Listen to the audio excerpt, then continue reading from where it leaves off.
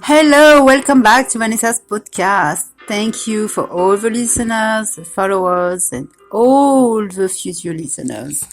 It's always good to have you, and this is why I do this podcast, so we can have more listeners and more people join the company. So today is pretty cool because I just had an interview on my books. It's actually my very first interview on a radio station, international radio station located in England. It's called Chat Spin Radio.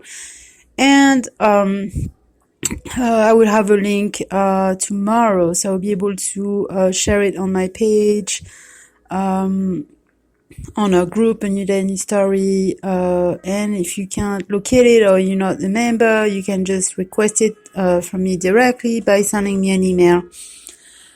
So it's really cool because those are the fun parts of becoming an author, is to get those interviews, and we usually get scared, but there's really nothing to be scared about. I think it's just a job, and if you look at it in this point of view, then you should be okay. It's about your book. It's about why you wrote it. And it's also about getting readers and helping each other between radio station and podcasters and other authors. So I think if we all work with each other, then you can get your book, on podcast. So the good news about this is that for a little donation of $10, $10 to $15, you can also be interviewed for a short 15-minute interview.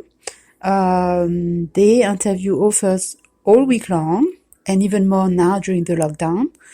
So check them out. You can find them at chatspinradio.com website. You can find them on their Facebook, and there will be the email for you to contact. It's a very quick process. There's a guy named Ian, and you send him a message on Facebook, tell him you're interested, and then you go from there. And if you know anyone who is interested, then take advantage of it. It's a very small investment for you, not only you as an author to be promoted all over the world, or maybe just open a few doors, but also your books to be exposed. So just think about it. Okay, so I hope everybody is doing great during this lockdown pandemic crisis that is going on. My native country in France, they look like they're doing worse than us here in US. So I am in Cleveland, as a lot of you know, and in Cleveland is actually one of the most touched city in Ohio, so I'm not too lucky about that, because we are a huge city of over 350,000 inhabitants. And New York is pretty bad, California is pretty bad, the country like China and Japan and Iran and Italy and Spain's in pretty bad shape too, but things looks like they are getting better. So I wish everybody the best. I hope that you take advantage of all the resources on FEMA, disaster.com. Just go and see where you can apply for your business. If you need to apply for unemployment, any place, and you can apply if you become an employee because of that this pandemic going on, or because you lost clients, lost profit because you had to be closed and now you're not getting any income.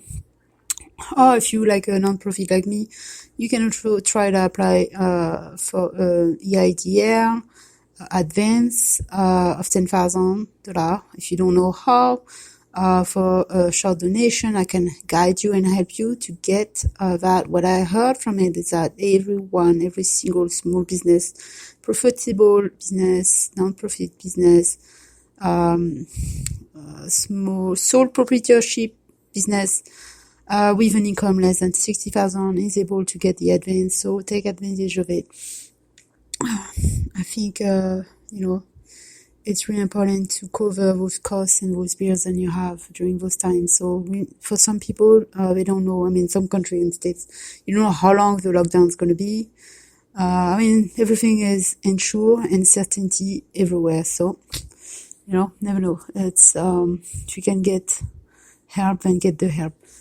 Because a lot of people don't have much help and they don't have access to help. So we're here to help if you need during those times. Also check out the website because we've been offering tons of free service and we're here for you. Also did a few meditation on my YouTube, really short, really just basic, but I'm always here, if you need some help, you need to talk to somebody, I can look for a health coach or life coach for you, volunteers that can help you. I can help you myself. So, now let's move on. Here's what we're trying to do. We're trying to get 20 donation from now until next month. So until May 10, we're trying to record 20 donation of $20. So that will help a lot. So if you know anybody or if you want to invest yourself, remember to find a PayPal link. It's very easy. It's paypal.me/BeCreativeArt16. You can donate as little as $5 and that helps a lot. If you want to cross promote with us, let me know. Also, for writers and new publish offer, here's a new thing that you could do if you did self-publish with yourself through KDP and now you want a little more exposure. You can sign up with myidentifier.com and there's a few options to promote your book or to submit your ebook or paperback book on Ingram, which is a very large place for publisher and people who buy wholesales bulk books. And so your book will be in more places, and it's another way than Amazon, which you already have when you submit your book through KDP. So it's another way for you to have more exposure, for your books to be seen in different places than it's already been seen if you haven't published with other press or have a publishing company or non-traditional company. If you haven't done that and you just stick to self-publishing, then that's another way to submit your book for very low cost. So it's like $25 for one book. So my advice is to take your top seller and always check on your numbers and see which one brings more attention to your readers, to your audience, and which one you should submit. You can submit two, then submit two. Another thing that you could do is submit your book on Apple Bookstore. So for you to do that, you have to have an account with Apple on iTunes Store. And then you have to be able to download the iTunes iProducer app. And then from there, you have to sign a few contracts and you should be able to publish your book. But make sure you can download that app, otherwise you can't publish your book. And that's, so your book can be on Apple Bookstore, and which is huge and is very popular right now. So I would really suggest that you do that. And then after that, you can publish a offers course on iTunes U-Course and sign up for that. But you can't until you actually have a book on iBookstore. So this is one of the projects that I also have for myself or other people who are trying to get help. I can help them and guide them. Whew, I'm talking too fast over here. So, now it is time for me to share a little story, as I do often on this podcast, trying to entertain my public the best way that I can, and hopefully my phone doesn't die before the end of the story. So, let's get started. So here's the story. my story today is going to be about all the places that I have moved since my very first apartment, which I was 19 and a half, going on my 20. I believe. Yep. So I'm going to start from almost being 20 to now being 39. I'm going to remunerate every single place that I rented on my own, and also the place that I lived out, if it was with somebody or a boyfriend. It just came back to me yesterday. I was thinking, going back to memory lane, realizing how many places I actually lived out. And I was like, oh my goodness, it's been a lot of places.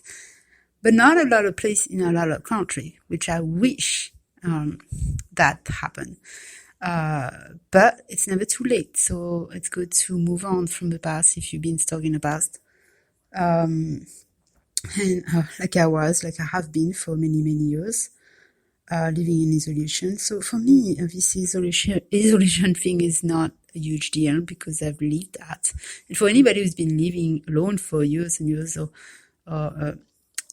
felt like in isolation and just learned to live on their own, not having much company or not having, not going outside too much, not going to social event too much, there's no difference for them. Actually, if there's one thing that changed is that all the things that they could not get to their home online now is accessible, so it actually makes it better. There's a lot of positive. You're seeing like the people who always go out and never actually take the time to breathe the fresh air, actually have no choice to do that. And now realize that maybe they've been chasing things that didn't matter. Maybe they could not stop because they felt like they needed to be on the go all the time and they didn't actually realize what really matters to them. Or it was time to take a deep breath and take time to, really, fully, in full consciousness, realize like what really means something in their life. So I think it brings a lot of people together. More solidarity, which the world needs badly. And most importantly, US, I think, needs it badly too. So it's not all bad. So when I was 19, the very first place that I moved out was a very tiny place. I would say about 300 square foot. It was very narrow. It was basically a a 2-bedroom apartment. It was probably about 500 square foot, split in half. So you go inside and you had the shower to the right, a miniature room, which was supposed to be the living room, and then a bedroom at the end. And the small kitchen in that tiny room. So it's basically the shape of a look of a mobile home. It's kind of like the size and it looked like. So this was my very first place. After that, I met somebody who was from Guatemala. Very first time I met somebody from Guatemala. His name was Isaiah, and I even wrote about him in the book. Not in all good terms, but, I like to be honest about things. So, that was actually the very first best friend that I stayed with past 3 months and actually live with. It was actually me. I was just doing great on my own, but he insisted that I moved into his place with his brother.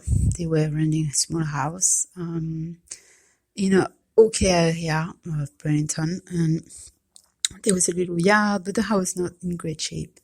Okay, so this is the second place. So here I am, 19, small, very first place, loving it. This is the first time I'm getting my independence. I'm like, wow, I'm on my own. I got my own place. Cannot be more pleased. It's wonderful. Then I'm moving to my boyfriend's house. First time, first experience of everything. Fact that he's from another country. I get to go to see his family in Guatemala for Christmas, New Year's Eve. I'm loving it. Great experience. Everything's great. I mean, after 6 months, things went sour, but this was a good experience overall, not too bad. So this house was probably about 900 square foot.